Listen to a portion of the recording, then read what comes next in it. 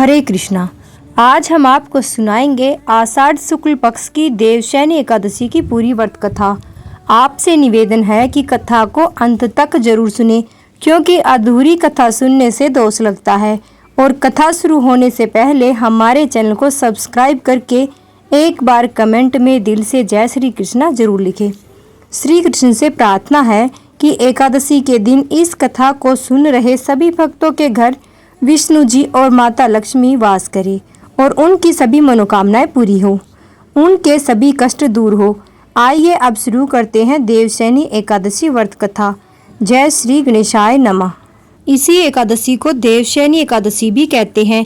चातुर्मास का व्रत इसी एकादशी से प्रारंभ होता है। कुंती पुत्र युधिष्ठिर बोले, हे भगवान, देवशयनी का व्रत कैसे किया जाता है? तब श्री कृष्ण बोले, हे राजन, अब भगवान विष्णु के शयन व्रत और चातुर्मास व्रत की कथा कहता हूँ, आप ध्यान पूर्वक सुनिए। जब सूर्य कर्क राशि में आता है तब भगवान शयन करते हैं, और जब तुला राशि में आता है तब भगवान सोकर उठते हैं। अधिक मास के आने पर भी यह क्रिया इसी प्रकार चलती है। इसी प्रकार और देवताओं को न तो शयन कराना चाहिए न जगाना ही चाहिए। आषाढ़ मास की एकादशी का विधिवत व्रत करना चाहिए। उस दिन विष्णु भगवान की चतुर्भुजी सोने की मूर्ति बनाकर चातुर्मास व्रत के नियम का संकल्प करना चाहिए। भगवान की मूर्ति को पीताम्बर पहनाकर सुंदर श्वेत सैया पर शयन करावे। धूप दीप नैवेद्य आदि से भगवान का पूजन करे। पंचामृत से स्नान कराए और बोले कि लक्ष्मी सहित मैं आपका पूजन करता हूँ। आप जब तक 4 मास शयन करे मेरे इस व्रत को निर्विघ्न रखे। इस प्रकार से विष्णु भगवान की स्तुति करके शुद्ध भाव से मनुष्यों को दातुन आदि के नियमों को ग्रहण करना चाहिए। विष्णु भगवान के व्रत को शुरू करने के 5 काल वर्णन किए हैं। देवशयनी एकादशी तक यह व्रत किया जाता है। एकादशी, द्वादशी, पूर्णमासी, अष्टमी और कर्क की संक्रांति से व्रत प्रारंभ किया जाता है और कार्तिक शुक्ला द्वादशी को समाप्त कर दिया जाता है। इस व्रत के करने से समस्त पाप नष्ट हो जाते हैं। जो मनुष्य प्रति वर्ष इस व्रत को करते हैं वे सूर्य जैसे दैदीप्यमान विमान पर बैठकर विष्णु लोक को जाते हैं। इस व्रत में गुरु तथा शुक्र उदय अस्त का विचार अवश्य करें। यदि सूर्य धन राशि के अंश में भी आ गया है तो यह तिथि पूर्ण समझी जाती है। जो स्त्री या पुरुष पवित्र होकर शुद्धता पूर्वक इस व्रत को करते हैं वह सब पापों से छूट जाते हैं। बिना संक्रांति का मास देवता और पितृ कर्मों में वर्जित है। अब इसका अलग अलग फल सुने। जो मनुष्य प्रतिदिन मंदिर में झाड़ू देते हैं, जल से धोते हैं, गोबर से लीपते हैं, मंदिरों में रंग करते हैं, उनको 7 जन्म तक ब्राह्मण की योनि मिलती है। जो मनुष्य चातुर्मास में भगवान को दूध, दही, घी, शहद और मिश्री आदि से स्नान कराते हैं तथा ब्राह्मणों को भूमि, स्वर्ण आदि दान करते हैं, वे वैभवशाली होकर सुख भोगते हैं। जो विष्णु भगवान की सोने की प्रतिमा बनाकर धूप दीप नैवेद्य और पुष्प आदि से भगवान का पूजन करते हैं वह इंद्रलोक में जाकर अक्षय सुख भोगते हैं। जो तुलसी से भगवान पूजन करते हैं या स्वर्ग की तुलसी ब्राह्मणों को दान देते हैं। जो मनुष्य भगवान का धूप दीप और गूगल से पूजन करते हैं उनको अनेक प्रकार की संपत्ति मिलती है। जो मनुष्य चातुर्मास में पीपल के वृक्ष तथा भगवान विष्णु की परिक्रमा और पूजा करते हैं उनको विष्णु लोक की प्राप्ति होती है। जो संध्या समय देवताओं व ब्राह्मणों को दीप दान तथा हवन करते हैं वे सुंदर विमान में बैठकर अप्सराओं से सेवित होते हैं। जो भगवान का चरणामृत लेते हैं वे आवागमन से मुक्त हो जाते हैं। जो नित्य प्रति तीनों समय मंदिर में 108 बार गायत्री मंत्र का जाप करते हैं वे पापों में लिप्त नहीं होते हैं। जो शास्त्र की पुस्तक दान दी जाती है, जो पुराण धर्म शास्त्र को पढ़ते या सुनते हैं एवं वस्त्र तथा स्वर्ण सहित ब्राह्मणों को दान देते हैं वे दानी, धनी, ज्ञानी और कीर्तिमान होते हैं। जो मनुष्य विष्णु भगवान अथवा शिव जी का स्मरण करके प्रार्थना करते हैं वे पापों से रहित होकर धनवान गुणवान हो जाते हैं। जो नित्य कर्म के पश्चात सूर्य को अर्घ्य देते हैं तथा व्रत की समाप्ति पर स्वर्ण लाल वस्त्र गोदान करते हैं वह आरोग्यता पूर्ण दीर्घायु तथा कीर्ति, धन और बल पाते हैं। चातुर्मास में जो मनुष्य गायत्री मंत्र द्वारा तिल से होम करते हैं और समाप्ति पर दान करते हैं, उनके समस्त पाप नाश होकर निरोग शरीर मिलता है तथा सुपात्र संतान मिलती है। जो मनुष्य अन्न से हवन करते हैं और समाप्त हो जाने पर घी, घड़ा और वस्त्रों का दान करते हैं, वे ऐश्वर्यशाली होकर ब्राह्मण के समान भोग भोगते हैं और उनके शत्रुओं का नाश हो जाता है। जो पीपल का पूजन करते हैं तथा अंत में स्वर्ण सहित वस्त्रों का दान करते हैं, वे सब पापों से छूटकर भगवान के भक्त हो जाते हैं। जो मनुष्य तुलसी जी धारण करते हैं तथा अंत में भगवान विष्णु के निमित्त ब्राह्मणों को दान करते हैं, वे विष्णु लोक को प्राप्त होते हैं। जो मनुष्य चातुर्मास व्रत में भगवान के शयन के उपरांत उनके मस्तक पर नित्य प्रति दुर्वा चढ़ाते हैं और अंत में स्वर्ण की दुर्वा का दान करते हैं, वे भी वैकुंठ लोक को जाते हैं और दान करते हुए इस प्रकार स्तुति करते हैं कि हे दुर्वे, जिस भांति पृथ्वी पर शाखाओं सहित तुम फैली हो, उसी प्रकार मुझे अजर अमर संतान दो। इस प्रकार स्तुति करके सोने की दुर्वा ब्राह्मण को दान कर दे। ऐसा करने वाले मनुष्य सब पापों से छूट जाते हैं और अंत में उनको स्वर्गलोक की प्राप्ति हो जाती है। जो भगवान विष्णु और शिव के मंदिर में जाकर रात्रि जागरण व गान करते हैं, वे भी स्वर्ग को प्राप्त करते हैं।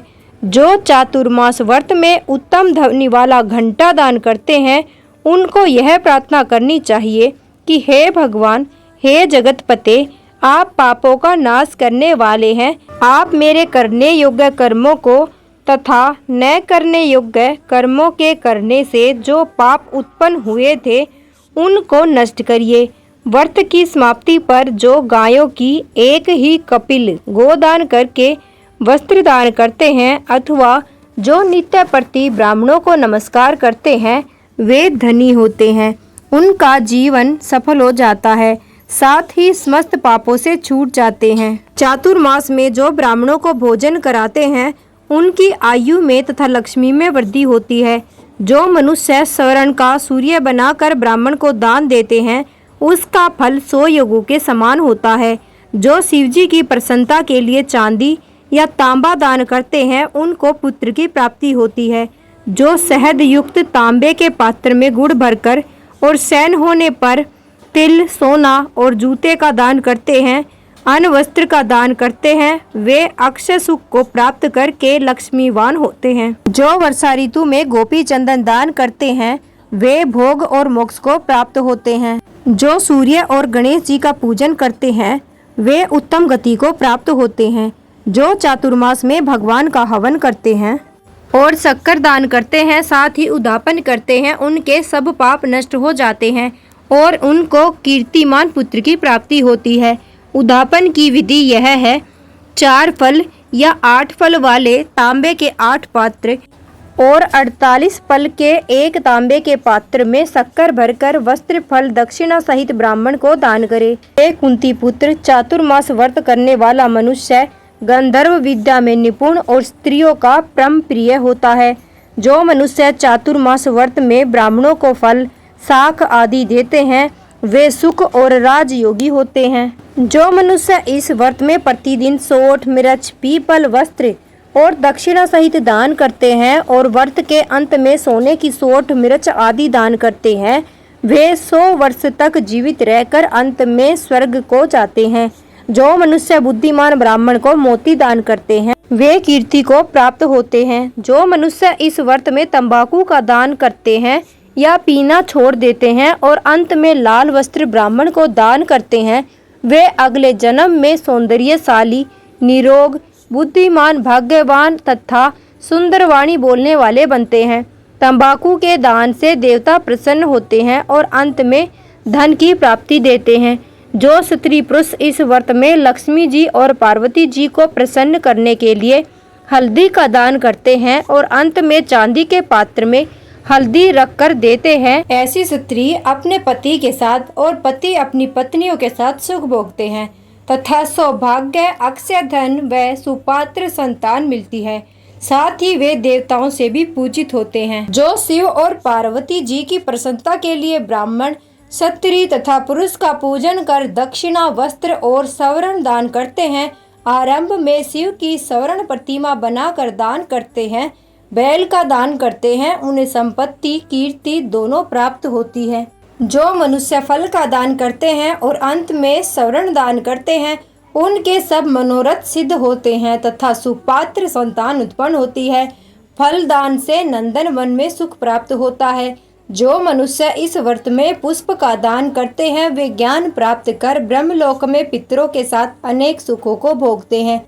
जो मनुष्य चातुर्मास में प्रजापति व्रत करते हैं और उसकी समाप्ति पर गोदान और ब्राह्मणों को भोजन कराते हैं, वे सब पापों से मुक्त होकर ब्रह्मलोक को जाते हैं।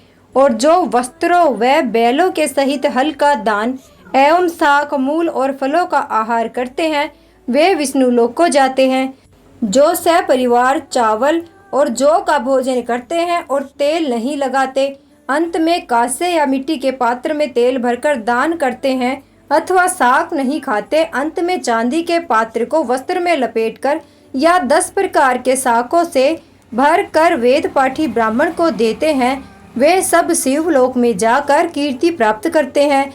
इस व्रत में जो इंद्रियों का दमन करता है, उसे अश्वमेध यज्ञ का फल प्राप्त होता है।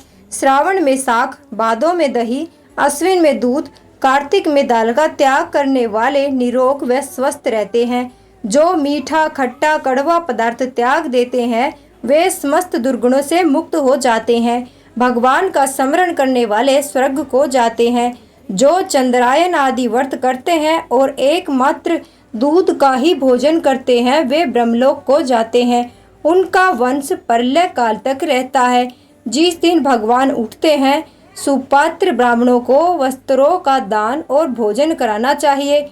कुपात्र को दान देने वाला और लेने वाला दोनों नरकगामी होते हैं। बोलो विष्णु भगवान की जय।